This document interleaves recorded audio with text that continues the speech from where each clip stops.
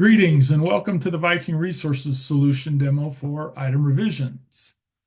Why Viking Solutions item revisions? Well, regulated industries such as life sciences and aerospace often require a deeper level of revision, or rev control, than NetSuite BOM revs natively provide. Let's review how the solution works for NetSuite customers. At the item level, in the header information, we find the item revision. The item revision is available both for assembly and inventory items, as well as the lot and/or serial sub-item types.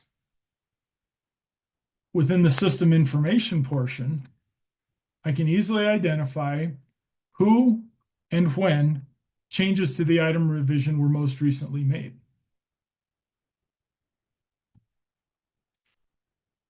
Separately, transactionally, any and all transaction types are supported. On a purchase order, the item revision will default at the line level as the items are entered into that purchase order. Similarly, at the item receipt, the same occurs where the revision defaults at the line level by item to be received.